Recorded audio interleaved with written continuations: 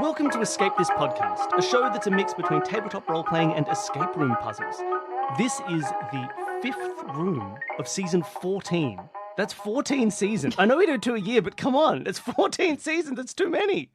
Will we hit triple-digit seasons? Ooh. Or will we have long since given up by then? We'll have been forced off the air because of our radical beliefs. In the future, when they ban puzzles, oh dear, they'll get us. We reached that timeline. Season 72, that's when they'll have banned all puzzles. The world government will have banned puzzles and we'll have to go underground. But for now, we're above ground, and every episode we have guests come on and play through an audio escape room. And this is one that Danny has made. You've written this one? Yep, I'm off sabbatical. Off sabbatical. That's what it was. No guest room I this was week. lazy. I Who was knows what's happening relaxing. next episode? I was on holidays overseas and everything. Yeah, that's it. And this episode, we have 2 new guests, both from the, I think I'd still categorize this as a new podcast, the adventure game podcast, Save Your Game. We have Matt Aukamp. Welcome to the show. Hey, thanks for having me. And joining you also from the same podcast and her titular YouTube channel, it's Pushing Up Roses. Welcome to the show. Hi, thank you for having me. I'm honored to be here. We're really excited to have the two of you on. That was a fan giggle. It's a fan giggle. We're really excited to have you on the show. Roses, we've been watching your channel for a very long time. I was trying to think the video that first introduced me to your channel. Ooh, that's a good question. And I believe it was actually a peanut butter gamer video playing Darkseid. Oh, Darkseid. Yeah, we did play Darkseid. It was a classic adventure game. And I think, that was many years ago. Man, that game was cruel. Yeah, it was a weird looking game. Very Geiger-esque adventure game. Yep. Very strange. You have a lot of content crossover that we enjoy. Yes. Not just adventure games, point and clicks, text puzzles, and all of those things. You also engage a lot with Murder, She Wrote, yes, which murder is very much our sort of thing. And also Goosebumps, which was all of my childhood. Yeah. Funny fact is I never watched Goosebumps when I was young. Like, it came to me just to do it for the channel. So I don't know why. I just felt inspired. I'm just like, you know what people like? Goosebumps. Everybody loves Goosebumps. You're not wrong. I seek out Goosebumps content everywhere. When I was a kid, I was always jealous of the kids who were brave enough to read Goosebumps. I was too afraid. I was too afraid to read them. It's too spooky. Yeah, I don't think they were actually scary. Like now I know this, but at the time, just those covers alone were like, I can't go near that. But no, so we were very excited to see that you have a new podcast about adventure games, and I suppose I should let you guys describe it. What is Save Your Game? Yeah, actually, I'll let Matt describe it, because this is, I think, more than me even. He was very enthusiastic about it. So we're part of the Adventure Game Hotspot Network, and we met that way during like a meeting, a call. And we quickly befriended each other. And I think you can confirm this, Matt, but I flippantly said, man, like, I wish I could do a podcast. And then Matt took that and ran with it really hard. Yeah, I like sent her a logo and like a list of names. I was like, we're doing this. I'd wanted to do an adventure game podcast for like a long time, and I didn't want to, first of all, I didn't want to do it alone. And so then when I had somebody that I made friends with who was like, I'd love to do an adventure game podcast, and they were a person who was entertaining, I was like, let's do it. We're doing it now. We're doing it now. So yeah, it's a show that we talk about adventure games of all kinds. It's such a broad genre. So we define it as anything that has a narrative and is more driven by that narrative than something like combat or action, right? It's driven by puzzles or exploration. And then there's like that whole umbrella of like, is it a point and click? Is it a text parser? Is it live acted, which is one of my personal favorites? Oh, you guys notice that like live acted games are normally in the adventure genre? How come we don't have a live acted Halo? Somebody make that happen. Yeah. I think like escape room style adventure games are becoming like fast becoming the most popular form of adventure games out there too. Well, it feels like we're leading straight into the standard questions. I suppose we are. This is an escape room show. What is your escape room experience? Roses, do you want to start? None. I've never been to an escape room. I've seen them. My experience is like, where did these come from? I feel like they popped up very quickly in like pop culture. And then suddenly everyone was all about escape rooms and they're in media all the time. You know, they're plot points for sitcoms. I'm like, what is this? And so I don't know if as an adventure gamer, did I rebel against escape rooms? Is that what happened? Did they become so popular that I decided that I was too cool for that and I didn't do it? But I will say I did grow up on AOL roleplay, like real-time roleplay where you're crafting a story. So I do have that. I have that going for me. Ah, wonderful. And Matt, what is your escape room experience? You know, I cannot remember the first time I did an escape room because I have one of the worst memories the human genome has ever constructed. But I love them. I do them a lot, like when I'm on vacation. I am hesitant to just like go do them whenever because I'm always afraid of getting paired with like a random person. Yeah, that is a thing. So we've never done a booking, like a public booking. It's not really a thing in Australia, and when we've been in America, it's never been something we've done of just like getting paired with members of the public to do the escape room. Yeah. It's less common post-COVID, I feel. Like they started minimizing that a bit. But still. Okay. That's good news because that's like the only thing that keeps me from doing them like every couple weeks because I'm like, I do not want to be like locked in a weird puzzle room with some strange weirdos. For sure. Yeah. And luckily everyone who likes escape rooms is a cool person, so it's all fine. But I meant very cool weirdos. Cool weirdos. All right, lovely. And so the other element of this show is it's escape rooms mixed with a sort of tabletop role-playing style. I'll go maybe reverse order and start with you, Matt. What is your tabletop role-playing experience? So I have a lot. I actually got into like Dungeons and Dragons through listening to Dungeons and Dragons podcasts. Nice. That was about like a decade ago. And I got so into it, I used to do a live comedy Dungeons and Dragons show. Nice. On stage in Philadelphia, like a monthly show, where I'd have like 3 comedians on stage with me, and we would just play a quick game of Dungeons and Dragons with them. So I'm very well versed. Lovely. And Roses, what about you? I did not grow up on tabletop. However, I did grow up in, I think I mentioned earlier, AOL chat rooms, which had their own like genres of roleplay. So it is real-time roleplay. They have digital dice if you want to use them. The stories we crafted, we didn't use a lot of dice, but a lot of the things that we roleplayed were based on things like Vampire the Masquerade and like Changeling and D&D and stuff like that. So I do have like a knowledge of roleplay and somewhat how dice work. But I don't like them. I only like the there are no part. dice in this game. This is just like all of that, except no dice. And as Game Master, I may say no a lot more than a normal one. Yeah. True.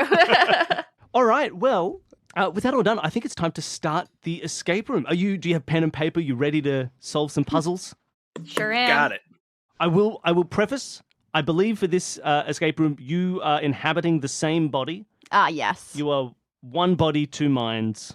Which just means if you ever try and solve a puzzle by splitting up, you can't do it. Okay. Oh, God. I think with that said, Danny, are you ready to start the room and whisk us away? Let's make this happen. All right. You step out of your car with trepidation. It's a nice enough day, late afternoon, it's grey but not drizzly, and life has been going very smoothly lately. Yet you can't shake this unnerved feeling. The feeling that this investigation, your last before shuttering the doors of your PI agency while you go on holiday to the Cook Islands, is going to go terribly wrong. You walk down a rolling green hill to your destination, the Algernon Q Sprenkelschnitt Circus. I'm glad I don't have to say it too many times because I can't.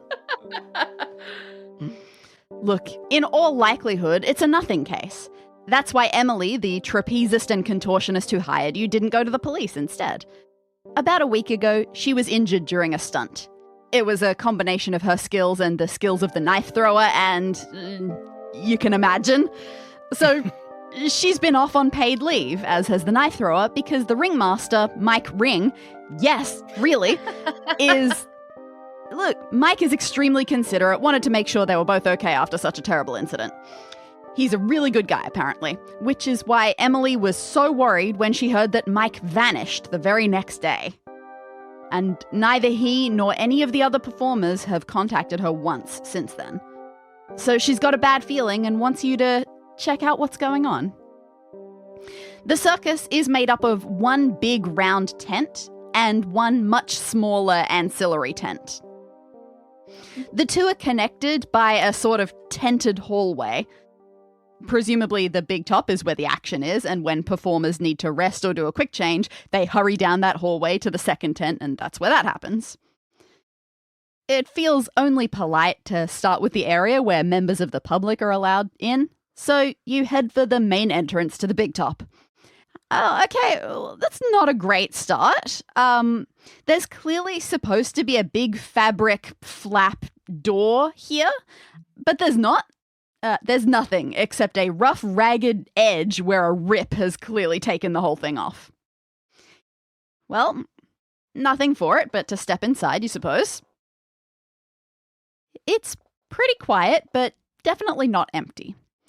The inner perimeter is lined with rising rows of chairs for an audience that isn't currently present, with a gap at the far end for that entrance to the hallway to the other tent.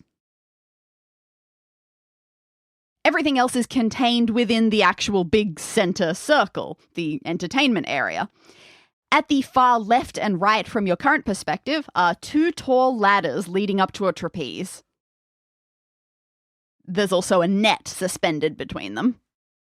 Help me, let me down. Annette? My name's Annette. Yeah. They've suspended me for I apologize. That's making the edit, isn't it? Yeah, that's going to be the trailer for the show. Now, back on ground level, you see a standing wheel off to the left, the knife wheel, where a person stands in front of it and has knives thrown at them. And speaking of deadly dangerous, there is also another vertical circle, but this one is a ring, a vertical standing ring, the size of a very, very large hula hoop, let's say. It's held up by a stand, and it is completely on fire. Also, not far from you is a diminutive clown car. Which means surely... Yep, look, right over the far end, you can see 3 somber-looking clowns shuffling about together. Aww. So, finding out what happened to Mike is your goal. Hopefully this is a perfectly normal circus and that knotted feeling in your gut is all for nothing. Hang on, I'm drawing these somber clowns. Nice. This is important.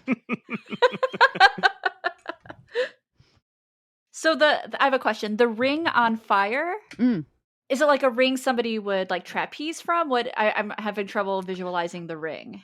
So yeah, it's attached to a tall vertical stand that is sitting on the ground.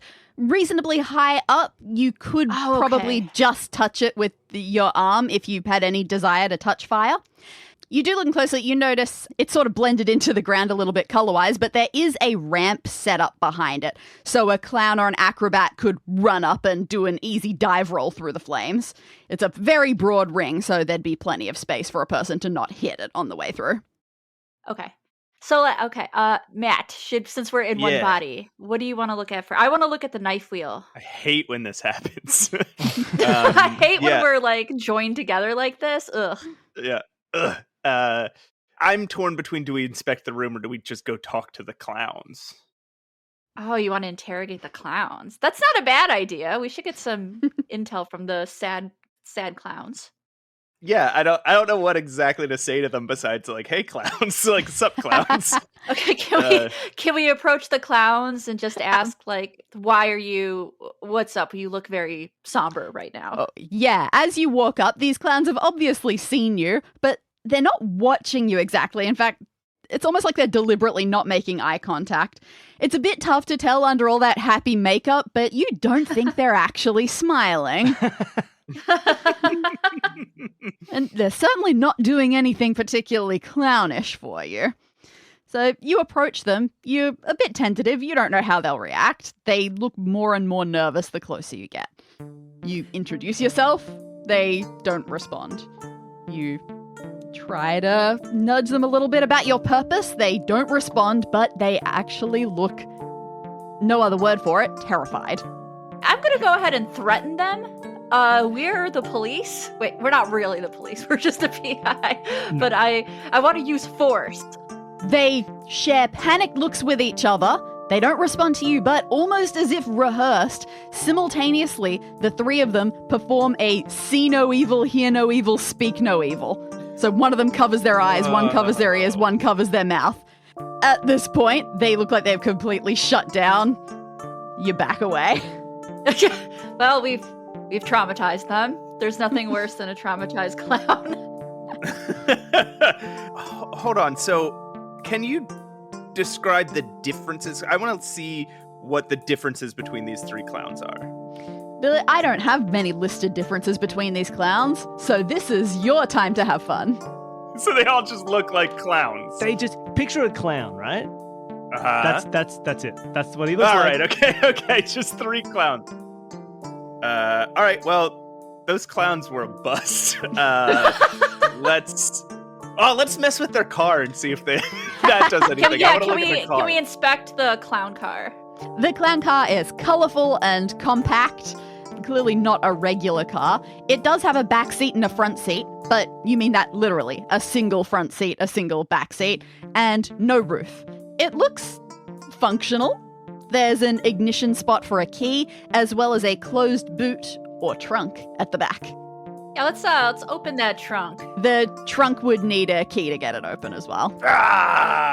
We look inside at, is there a glove compartment? You give the car a bit of a once-over. There is no room for a glove compartment. However, you do spot something hidden under the front seat of the car. It's a sort of tatter of fabric. And yes, for people at home, you can see this tattered fabric image in the show notes below. I apologize for this being made in MS Paint and therefore not looking particularly tattered. Matt, would you like to describe what you're seeing for the audience at home? All right, yeah, so I'm seeing a series of shapes vertically aligned. There is a circle. There is a sideways triangle pointing to the right. There is a star. There is a diamond. There is a sort of rounded rectangle and another circle. Well, solve it. Yeah, come on, solve the puzzle. Okay, I do. What happens? Can we take it? Can we take the fabric with us? Yeah, absolutely. It's in your inventory. Oh, great. Bottom of the screen. Sorry, that's the adventure gamer in me. Is I got to make sure I specify that I take it. Otherwise, it could still be in the car. You just cycle through right clicks until you get the little hand. And you take it from the car. Yeah, because we don't want to end up in the third chapter and you'd be like, yeah, you should have picked up the tatter of fabric. You failed. You're stuck. Do I see anything reminiscent of this pattern anywhere else? If I just look around, just from my vantage point. Not immediately, no. Yeah. Okay. Can we show... I know the clowns are currently in shock and traumatized, but I want to see if I can elicit a response by showing them this fabric that we found in their car. Roses, this is a great idea. Everything we find, let's come show the clowns. Thank you. I'm playing it like an adventure game. This is my strategy. One of them can't see it at all. His eyes are covered. He's still covering his eyes? Oh, yeah. The other two, they see the fabric and their eyebrows raise a little bit, but they don't say anything interesting. All right. You wanted to look at the knife wheel. Before we look at the knife wheel, I want to compare that fabric to the ripped door to see if that's where it came from. Because remember, there was there should be a flap by the door and it's ripped. I want to see if it came from there, if there's any pattern there. It looks very much like the same type of fabric. It's not wide enough to cover the whole door space, but you feel pretty comfortable that this is where it came from. All right. Okay, Matt, you want to look at the knife wheel? Yeah, let's go look at the knife wheel. This wheel stands vertically, slightly taller than the height of an average person. There are little joints at various intervals near the outer rim for attaching shackles to keep the throw-e in place. That's not set up now. There are no shackles now, though. Probably no use for them while your friend Emily is off with her injury. Speaking of... there are little gouges all over the surface of the wheel from where knives have made contact, obviously. And there's one spot that's stained with what is clearly days-old blood. It's really uncomfortable, and nobody's cleaned it off. Man, I want to speak to the manager about that. That seems unsanitary. Can we try and spin the wheel a little bit?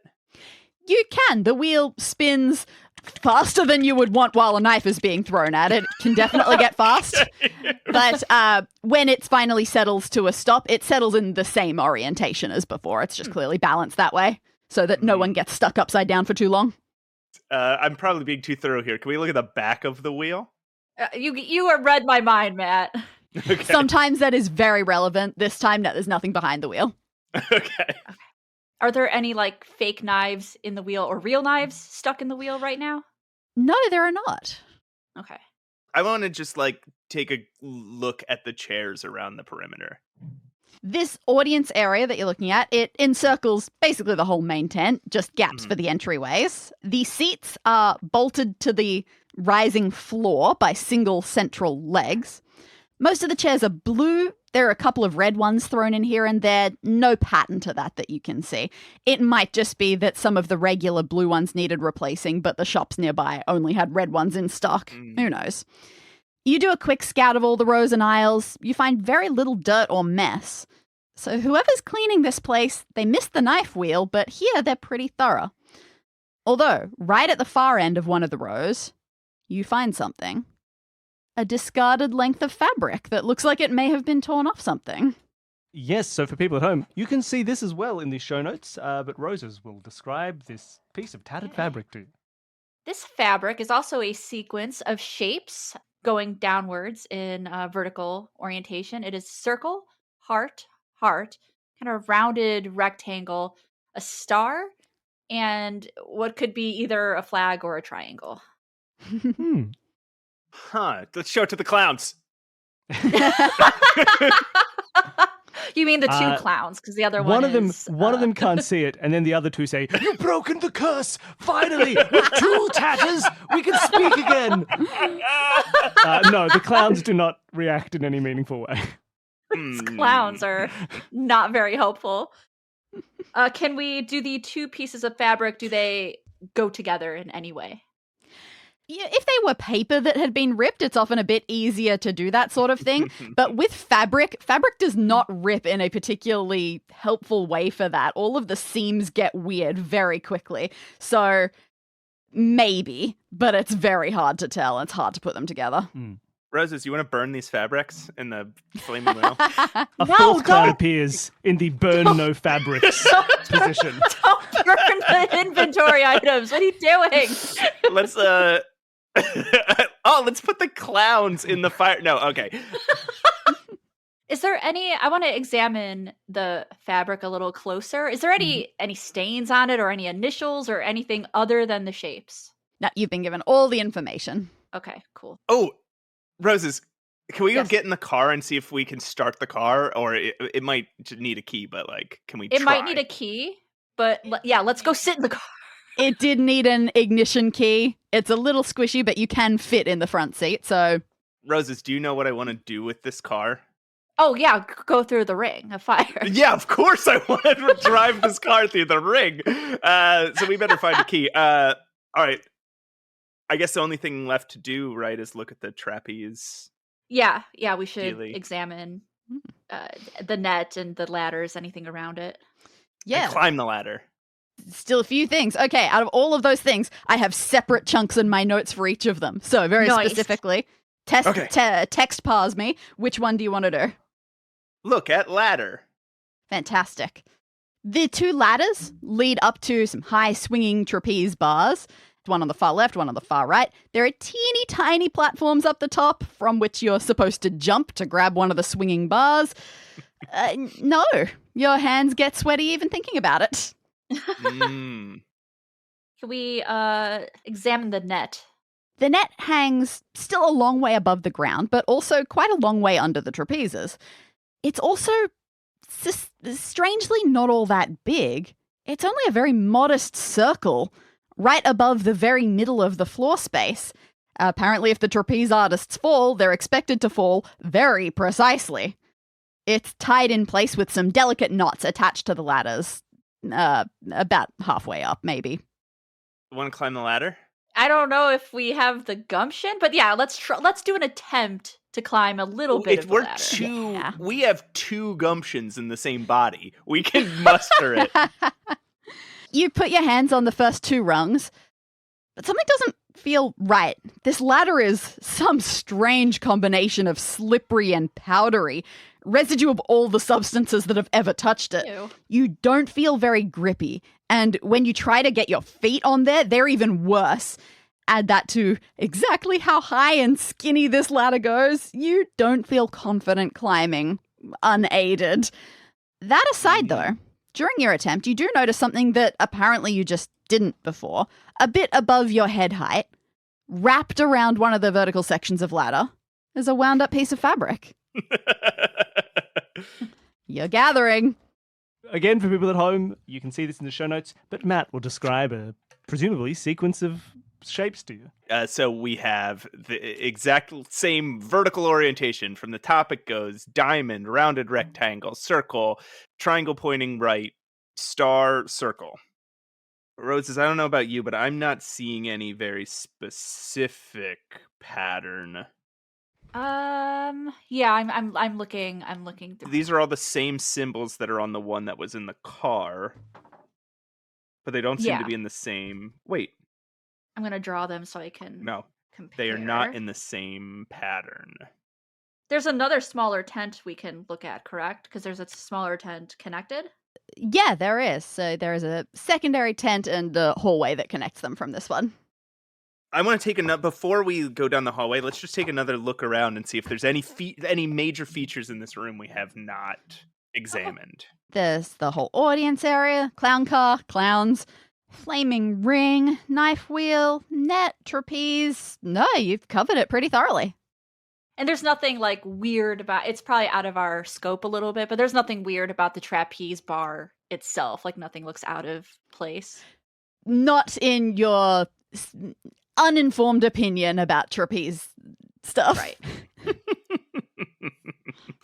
I'm a little bit, this might sound gross, but I'm a little bit concerned about the strange substance on the ladder and if there's foul play. Can we smell or taste it? Can't die in this game, right? Taste it. You are a dedicated investigator using a tongue that I'm sharing, so I guess so am I.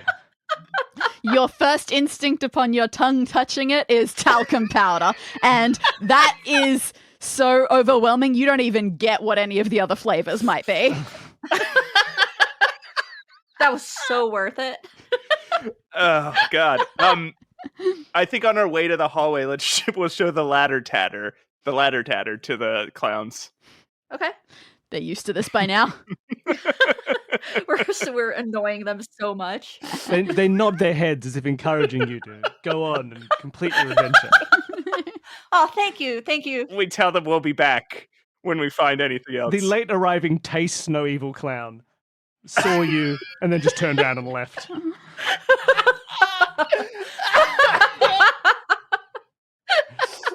Worth it. So he's different from the Speak No Evil clown because he's holding his tongue. His tongue is out, but he's got his fingers crossed, a little X over his tongue. Like, please do not taste. All right, we taste the car, we taste the wheel. No, let's go down the hallway. So you approach this hallway. There's a dividing flap to enter this passage, and you push past it a little bit. And your only impression in here is darkness. The fabric walls of this hallway must be doubly thick because no light, even from the grey sky outside, is making its way in. Even the light from this big tent doesn't travel in very far. You hope it's a straight passage from here to the small tent, because if not, you could get lost quickly. It should be straight. You're pretty sure it looks straight. So, I guess you head in. And as soon as you do, the darkness, once you have to let go of that flap behind you, is intolerable. Because the ground is really uneven. You are stumbly. It's not fun. And then an idea pops into your head, and you go, oh, well, this is obvious. This is still a tent.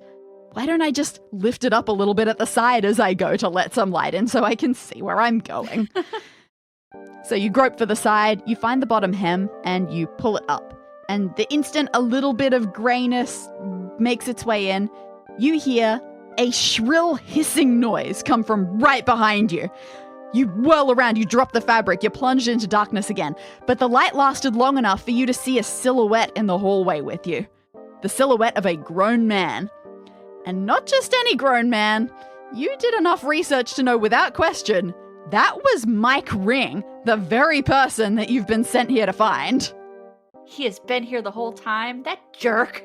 All right, so we're dead. I press restart. No, Hey, Mike. I feel a little silly now, spending all this effort researching and coming here, only to find the missing man standing in the dark. You're distracted again right now by the fact that you can't see anything trying to talk to him. You try lifting up the fabric at the side again, and you barely get an inch off the ground when Mike flinches, and you see in this meager light his face contorts. Please don't do that. His voice is a little raspier than you expected. He doesn't sound well. In fact, from what little you see, he doesn't look well. His skin is ashen and tight, like waxwork held together over his bones. You must be investigating my circus, yes? Is it about the accident last week? Yes, it is. Do you know anything about it? That's fair. There was a lot of blood. He shudders. Or shivers? Yes, feel free to make yourself at home here. I wish only to keep my subjects healthy and vibrant. Oh. Mike, a question. People have expressed concern that you haven't been in contact with them. What have you been doing for the past day? A circus requires work and innovation and change. I need time to make it the best for audiences. Oh, they need to be as adrenalized as the performers. I've been thinking and planning. Mike, quick question. Instead of employees, you said subjects. What is the deal with that? Misspeak. Must have been a misspeak. Yes, so technically you've done your job.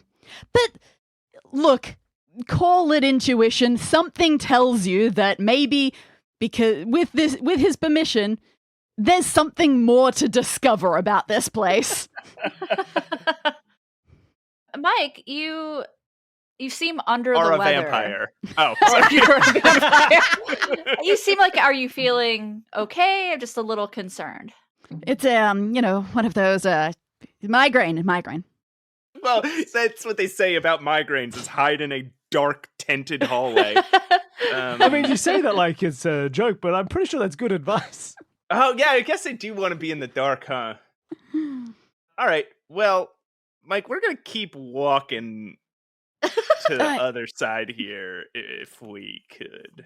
You can't see him in the dark anymore, but you get the impression from just a brief sound of what you hope isn't a cape fluttering, a gesture of go for it.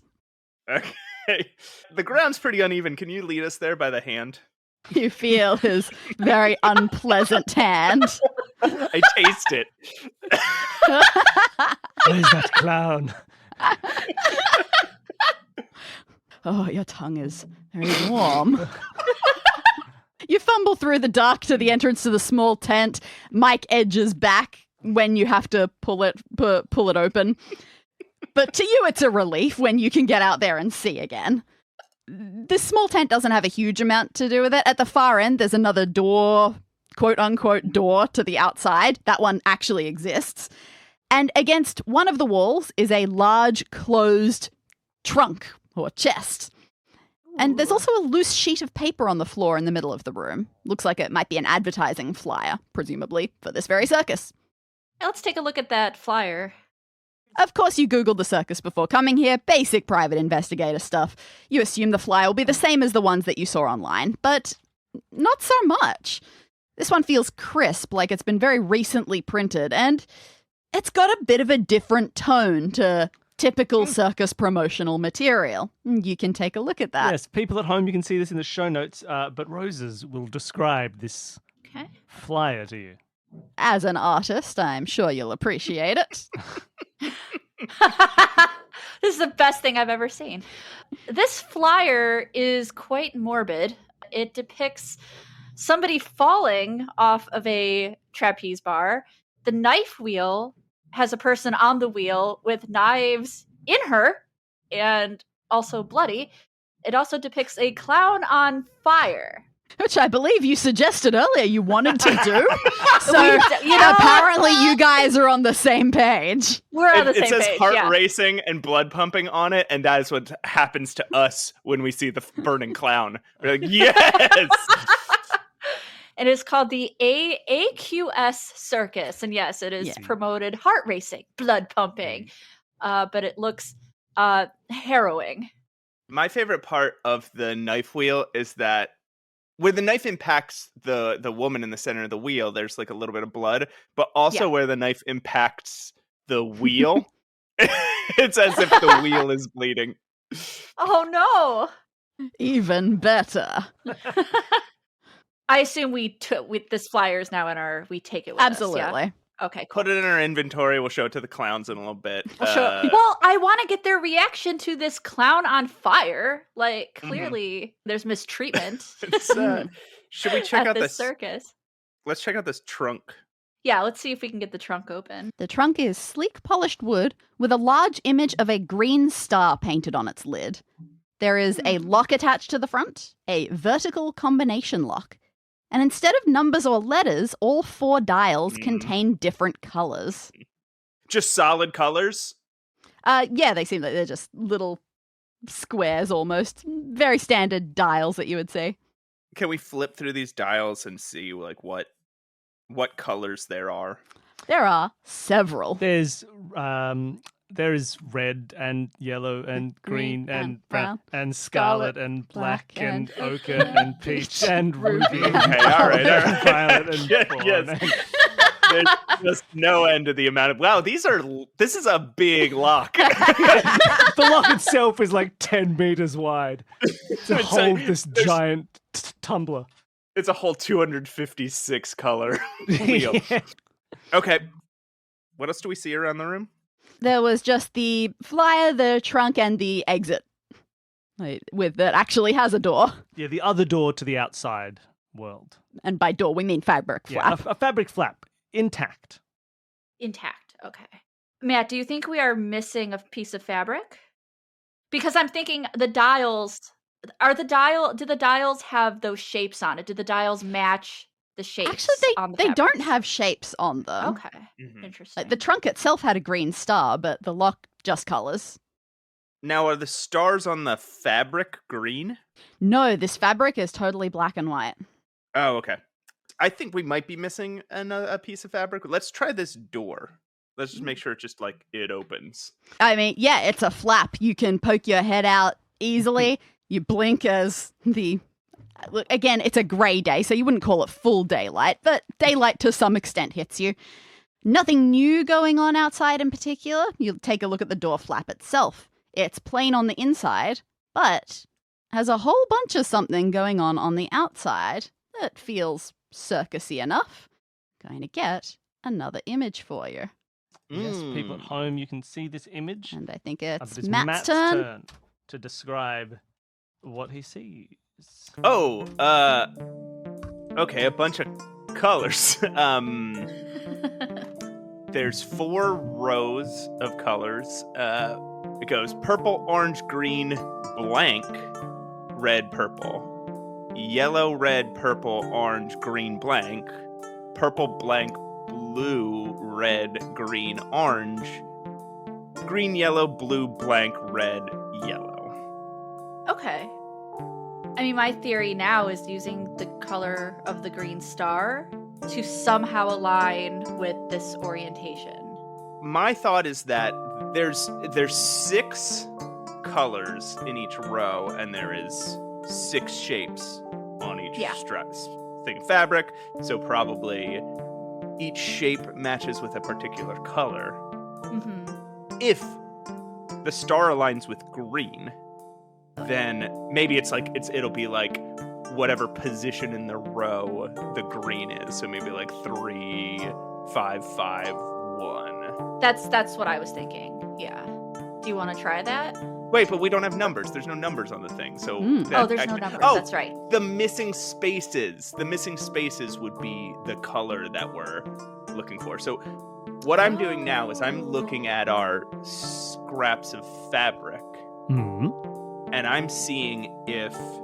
So, for example, the first line is purple, orange, green, blank, red, purple. Mm-hmm. And now we know the scrap of fabric we found in the car is the only scrap of fabric we found so far. Like you said, Rose, is probably missing some. It's the only one with a shape on either end. Like this one has purple on either end. So now I'm thinking purple equals circle, which would mean triangle equals orange, star equals... That would line up green with the star. Yeah. The rounded rectangle would be red, and what's missing here is the diamond. So now we want to find a place where a scrap where the circle is the 3rd and the star is the 5th. So that would be the one we found by the ladder. So that would make the diamond yellow. Once again, that would line up. Yeah, the rectangle would be red.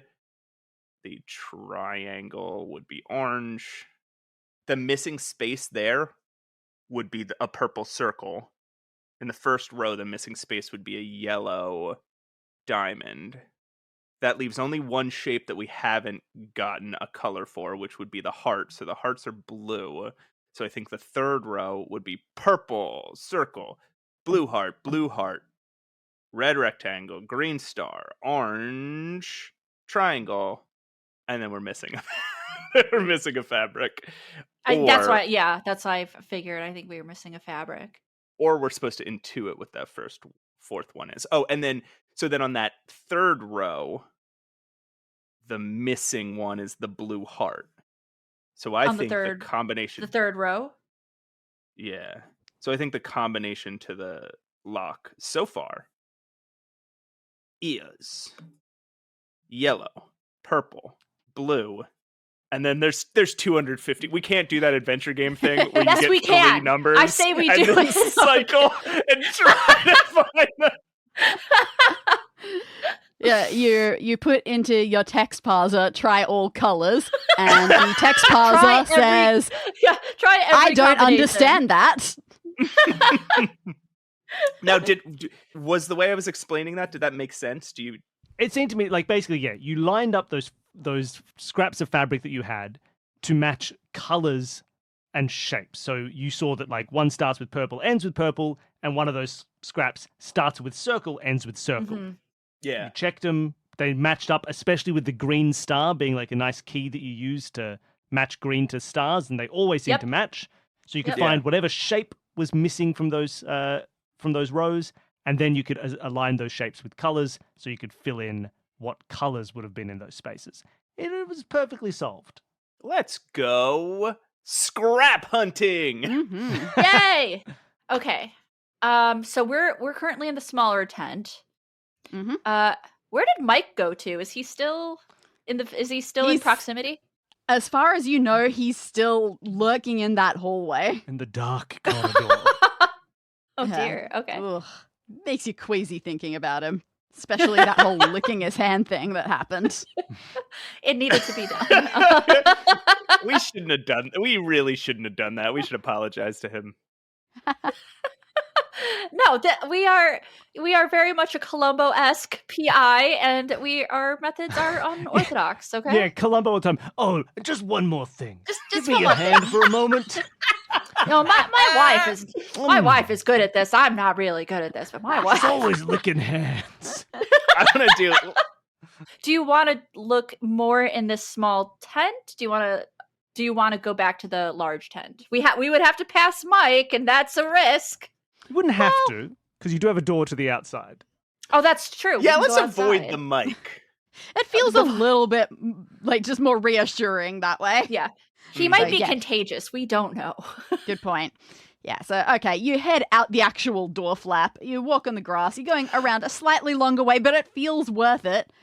Doubly worth it when you come across something on the ground. Oh! Anybody at home, you can see this final tatter in the show notes below, but Roses will describe the sequence of shapes to you. Yes, this sequence is a star, diamond, heart, circle, rectangle, diamond. Yo, let's go right back into the little tent. Yep. Yes. Wheel around. Yep. So, our code: yellow, purple, blue, purple. You turn the dials on the trunk to those colors, and the lock clicks. You can swing open the heavy trunk lid. Woo! What you see inside, look, it doesn't surprise you too much. There's a backpack. It's unzipped, it's open, with half a dozen long, ornate knives inside. I was hoping for a body, but I'll take it. Well, they're clearly more aesthetic than functional, but they are still quite sharp, and it looks sort of like there's a sharpening stone next to them, so someone's been really going at these things to make them extra pointy.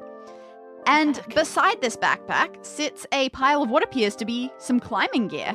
There's a harness, some tacky gloves and shoes, and some carabiners to attach yourself to things.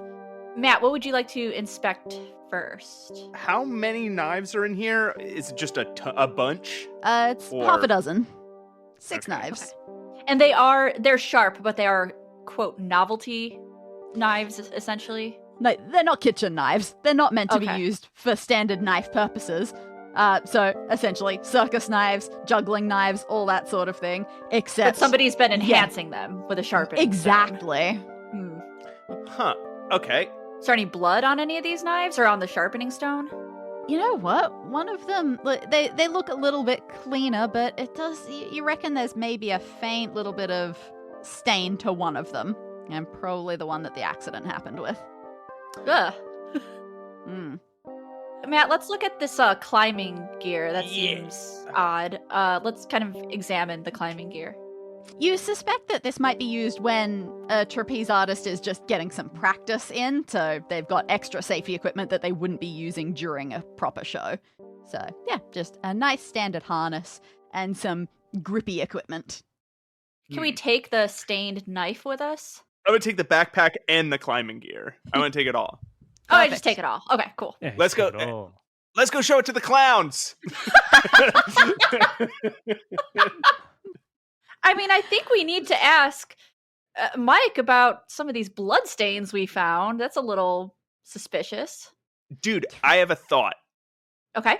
There are 6 knives on the wheel in the flyer. Yeah. We got 6 knives here. Do you think we could go put those knives in the same spot as they are on the flyer? Just see if anything. What if a door swings open? Yeah, let's put the knife. I mean, why not? We're at the circus. We're here to have fun. This is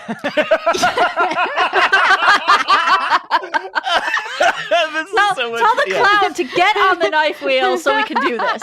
Oh, no! One of them's going straight through the heart. Yeah. Sir, it's okay. I'm a detective, okay? Know what I'm doing. Yeah, let's go back to the big tent. Yeah, I agree. Okay, this is maybe over. Can we try that? Can we try putting the knives sort of at least as close as we can to the places they are in that picture? Yeah, I mean, there are holes all over this, like little dents where knives have hit them before, so it's pretty easy to find comparable points to the picture. Mm-hmm. So you glance at the reference picture, glance at the wheel, you find these matching gouge marks. You get up close, there is literally a 0% chance that you could throw these the way you need them to go. So you just get up close and you stick them in one at a time. You have to push pretty firmly to make sure that they stay in place. And when you push the final one in, you hear a small clunk. Yes! It seems to come from the very middle of the wheel, and you inspect the front, you inspect the back, and you notice that in the very center, at the back, it's popped out a little bit, like a little hidden drawer. Ooh! Yes, I love a hidden drawer. I love a hidden drawer moment. Inside it, you find a single rolled up piece of paper, and written on it, it's a poem. A poem called Emily, your trapeze friend. Perhaps it's more advertising for the circus. So you give it a read. Contorts herself in any pose, can touch her shoulders to her toes, and will avoid all knifey throws. Can toss herself among the skies, as high up as a dragon flies, could twist its horns and kick its eyes. And that's it. Well, what a lovely, lovely poem. The knives thing worked, so let's burn Yeah. a clown. No, Matt, no. Okay, all right. I want to show Mike this poem and ask if I want to know if Emily had any romantic interests in the circus. I can't see what you're talking about. It's very dark in here. Oh, God damn it, Mike. We go into the other room, we memorize the poem, we come back and we recite it to Ah, that's very nice. I'm not familiar with it. Sounds like it's a bit milquetoast for my liking, but I suppose it could be advertising. Did anybody at the circus have an interest in Emily that went beyond platonic? Was anybody pining for her that you know of? Ah, endeavors of the heart. I do so enjoy them. I don't know. Look, I don't even really know her. I wouldn't know her personal life. You don't know her. I know what I meant to say is I know her, but not know her like that.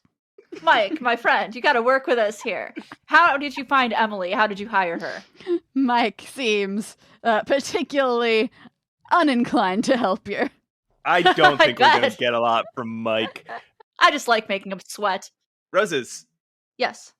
do you think we could use a climbing gear to get up the ladder?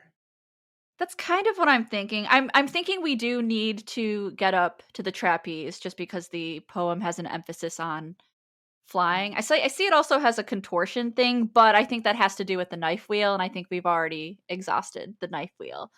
So do you want to try to climb up the talcum powder? Which I so smartly figured out by tasting it. Go for it. You step into the harness, you put on the gloves and shoes. With a bit of fumbling, you get the carabiners attached in a way that makes you feel good and secure. And from there, you get climbing. It's still steep, it's still scary, and it takes way longer than physics dictates that it should. But eventually, you make it up to the tiny, tiny platform.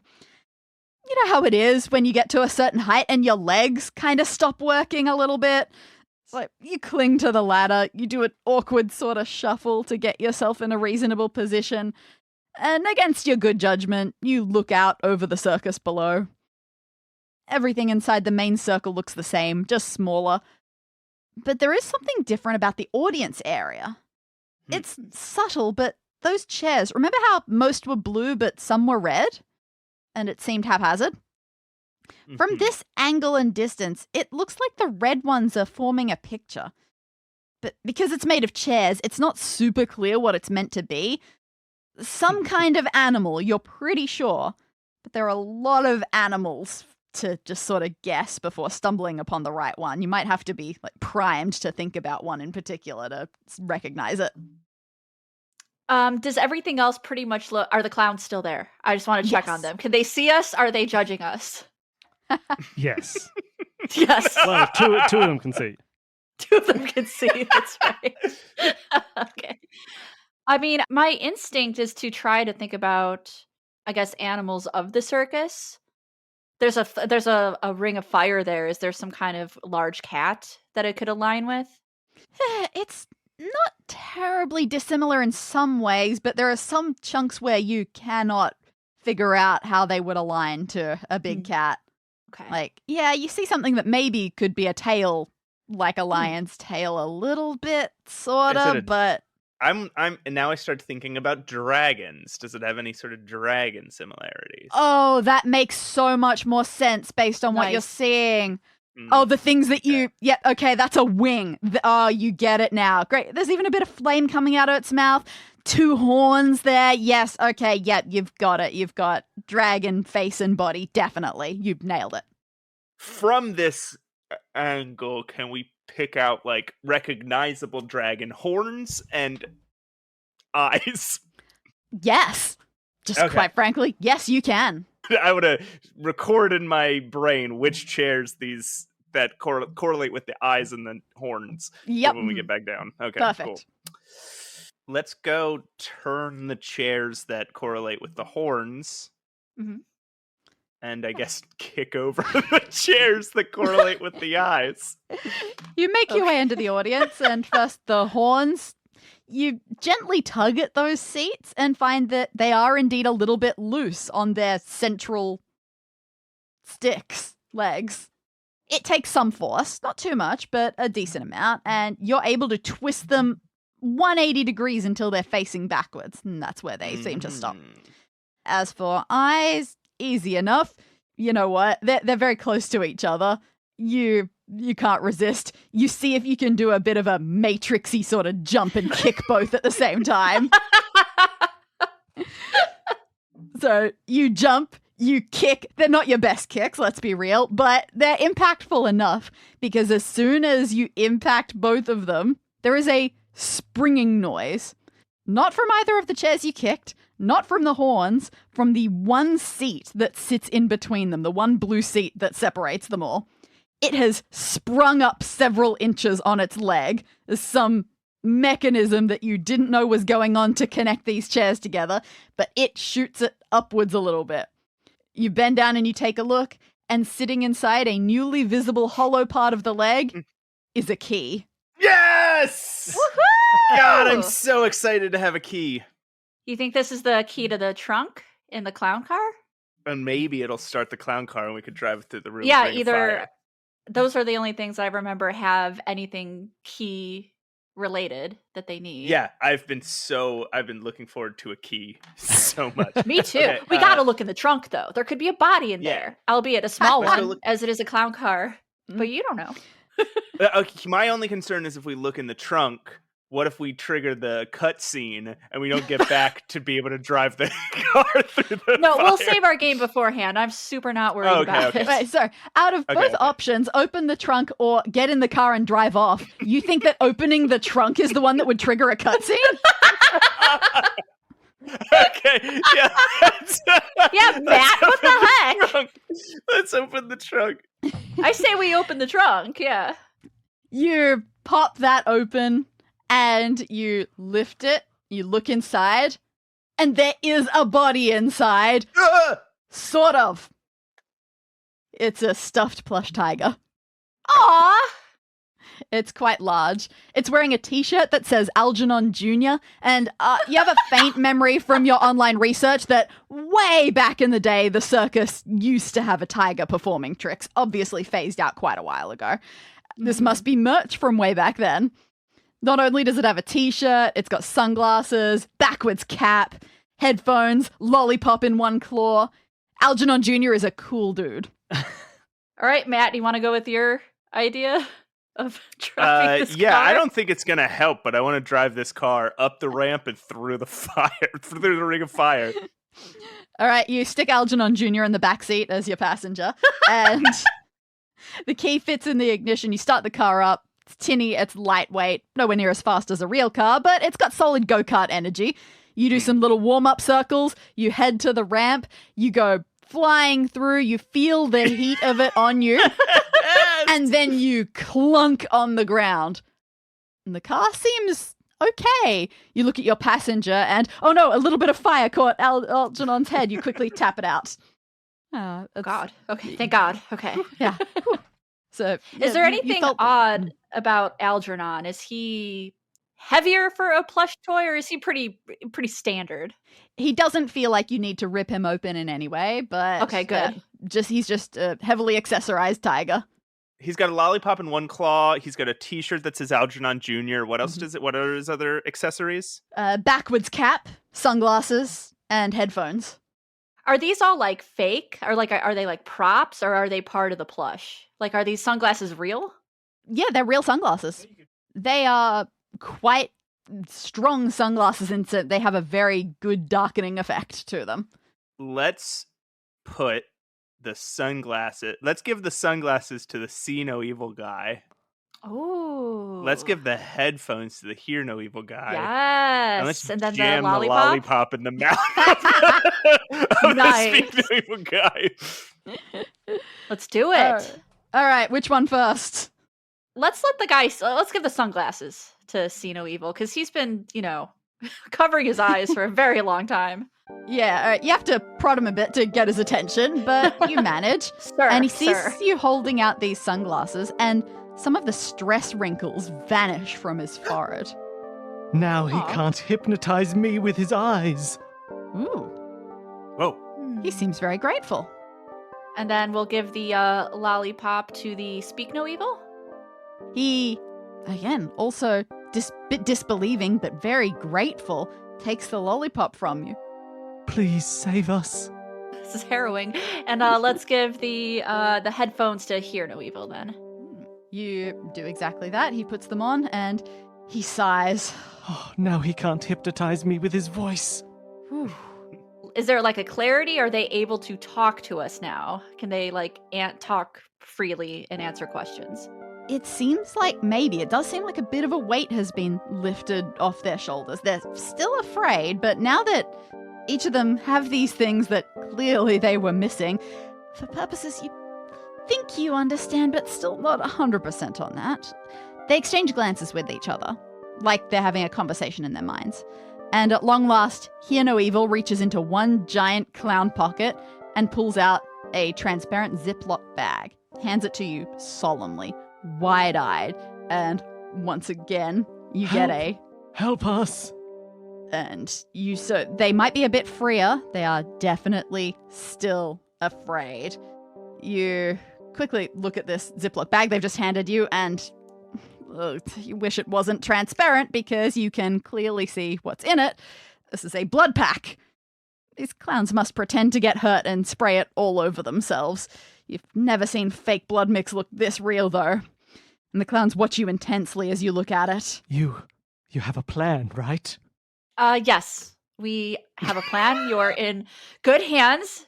We had a plan. It was to drive the car through the flaming hoop, and now we are out of stuff to do. No, I would like to I want to reassure the somber clowns, please. I want to make sure that they know that they're safe. Things are not good here. We need your help. You guys mentioned hypnosis and somebody's hypnotizing you. Who is hypnotizing you? It's him. Mike. Because he's a vampire. Matt, we don't jump to conclusions here. Well, they do not look. Okay. They do not look that surprised when you say so that. I say he's a vampire. Yeah, with a question mark. They nod their heads quietly. Okay. Of course he is. How can we? You don't know. If you knew how we could stop him, you would have done it. How can you stop a creature like that? I'm so sorry. I've already eaten all the garlic in the tri-state area. God damn. You don't have a single garlic knot on you? No. The Eat No Garlic clown wasn't here to tell me to stop. Do you know, does he have a coffin nearby that he sleeps in? Does he? No coffin. I want to ask them more if they know anything about Emily's accident. Were they privy to this? Did they see this accident, or is there something more ominous going on? We were there, but Mike seemed normal back then. I don't know what changed. It was just a tragic accident. Who was throwing the knives? The knife thrower. Yeah, We don't have a name for him, so I'm going to call Oh. him Jeff. Unless we had a Patreon name already. Jeff the knife thrower. So what happened between the accident and Mike being a weirdo? Oh, I'm not sure, but after the accident, he started acting strangely. Oh, since then, things have become more dangerous. He insisted we stop cleaning up the blood. There didn't used to be that much blood. And of course, whenever we try and leave or talk, he threatens to punish us. He's been threatening us with fire. Obviously, he thinks fire is the worst thing a person can go through. Mm-hmm. Well, Roses, we gotta burn this guy. I know. I'm trying to think like this ring of fire. What we can. How big is the trunk? How big? The trunk No, in it's a clown car, right? No, not in the clown car. The trunk that Oh. we found the climbing gear in the backpack in. It's exactly 10% too small to fit one mic. We gotta lure Young him singing. somewhere with this Yes. blood, maybe, and then put Yeah. him in the fire. So I wonder if we can lure him closer to the ring of fire and somehow use the ring of fire on He's- him. He's so afraid of fire. I'm sure the blood will lure him somewhere, but if it gets too close to the fire, he won't go there. He won't go willingly. He won't go willingly. How strong are you, clowns? Weak as I've never lifted more than a pound above my head. Physically and emotionally. That's why we haven't made a move. This is why it's so funny. People laugh at us. My entire clowning career is trying to lift things that weigh 2 pounds. And I stumble and I fall.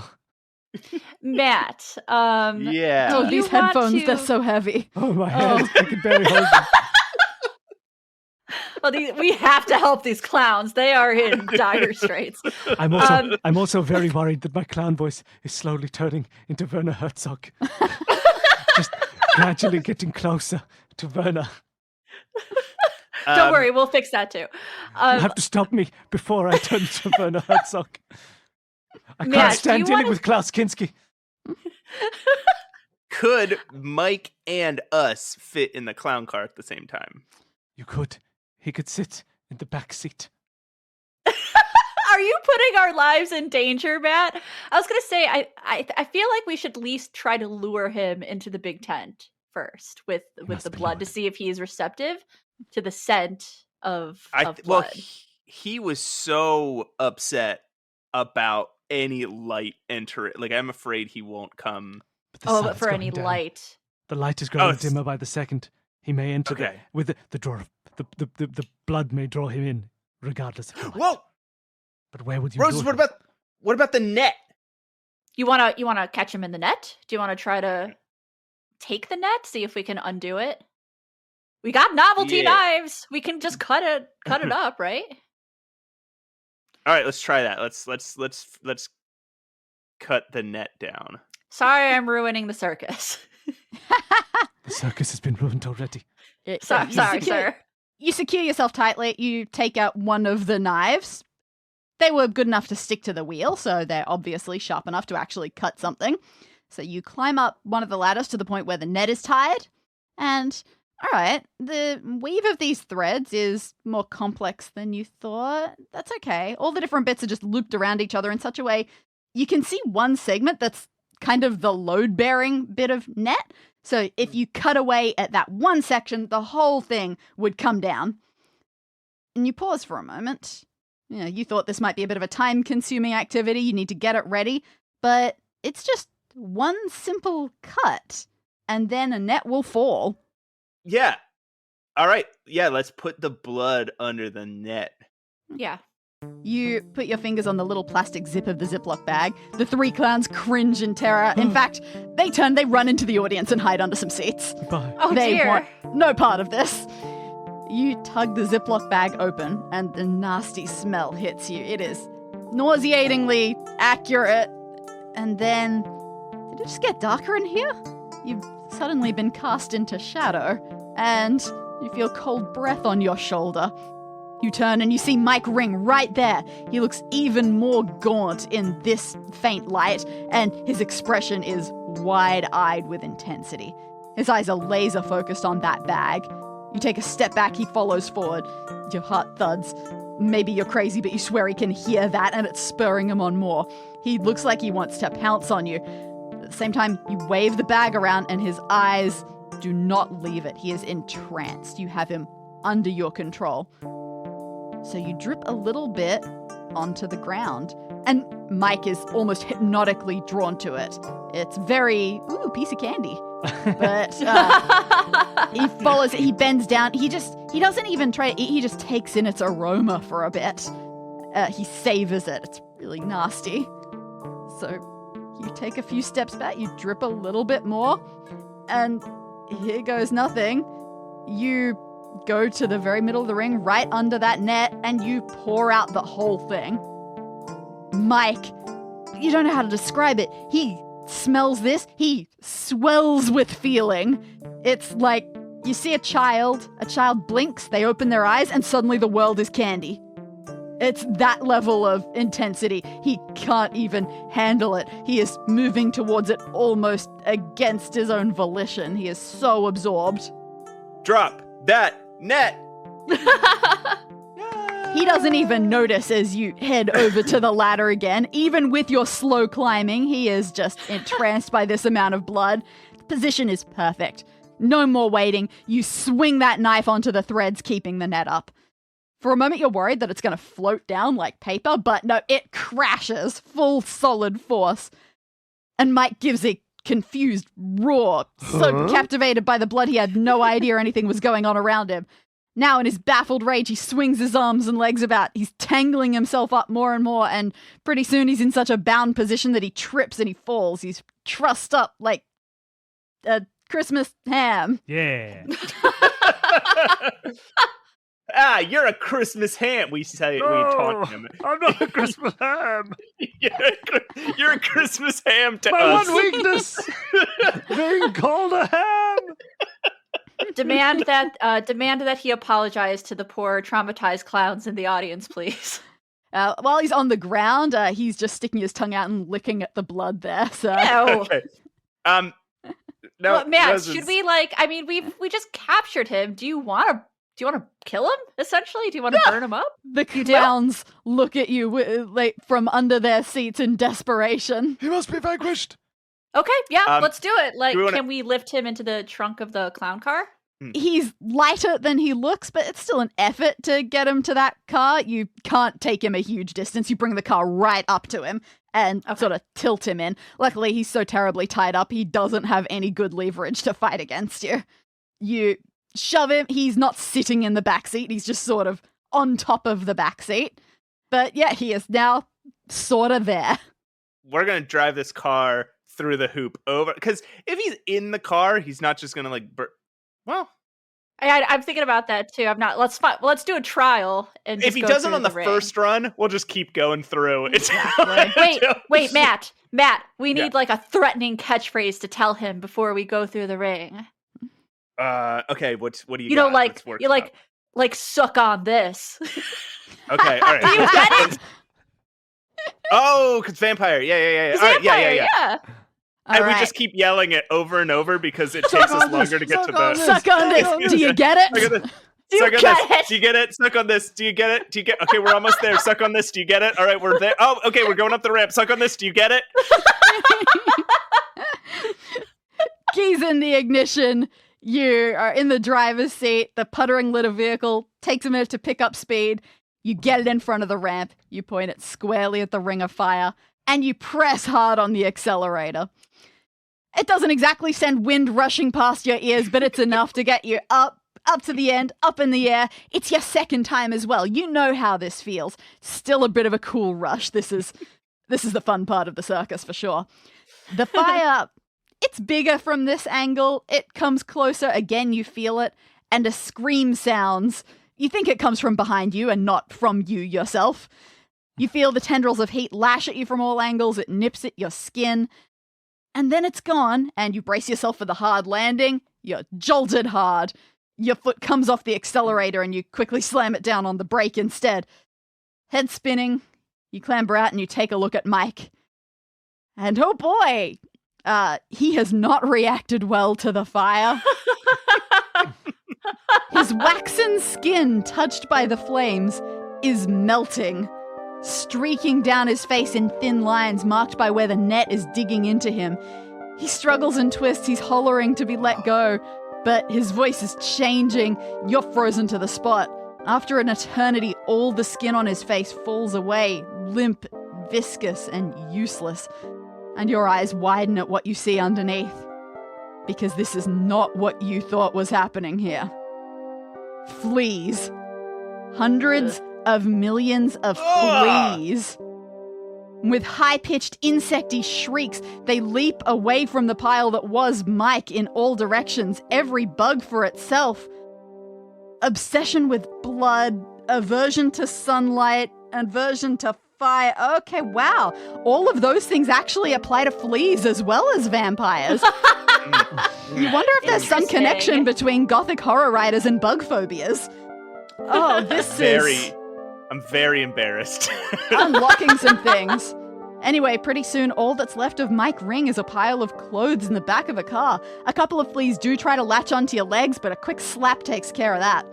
And then, just the sound of flickering flames, content that they've done their job, and a scuffling sound from behind you, and one of the clowns, Speak No Evil, scurries out from the stands. Wow, gotta be honest, I totally thought he was a vampire. I'm so sorry. We would have helped way more if we'd known he was just this. This is why we make no assumptions. Yes, a flea weighs far less than 1 pound. I could lift that above my head. Yeah, you're embarrassed. Can we take the sunglasses from See No Evil, the hat from Algernon Jr., put the sunglasses on, hat backwards? I want to steal that lollipop, shove it in my mouth, and go, suck on that. Do you get it? Matt, I think we're supposed to be the good guys. Nah. It's okay, for the first time since you've come here, the clowns laugh. Together you work out an explanation for what must have happened. It's mostly confirmation of things that you already worked out, but it still helps. The circus was perfectly normal, perfectly happy until Emily's accident last week. The knife thrower was besides himself. There was so much trauma. There was a lot of blood. And almost immediately after, Mike, very briefly, the clowns thought that he was also affected by the accident, too affected to go on. But now you know, blood attracted something. That something, after a little bit of preparation, placed Mike. Everyone who was aware of that assumed vampire. For some reason, they didn't assume malevolent flea swarm, but it is what it is. Flea Mike began making changes to make the circus more dangerous, more blood pumping, and definitely more blood spilling. Knives were sharpened, trapeze net made smaller. Luckily, Emily hadn't returned yet to actually do any of the stunts. But she stopped hearing from the kindly real Mike and called you in, where you definitely saved the day. Whew. Woohoo! Good, though now the circus needs to find themselves a new ringmaster, and you're going to be a lot more careful handling knives from now on, because it turns out who knows what could be lurking and waiting for your blood. And that's Nice. the room. Yay! Woohoo! That was very fun. Thank you. That's so fun. Thank you for listening to Escape This Podcast. Don't forget to tune in next week for Podcast This Escape, where we debrief with our guest and discuss the escape room that we just escaped from.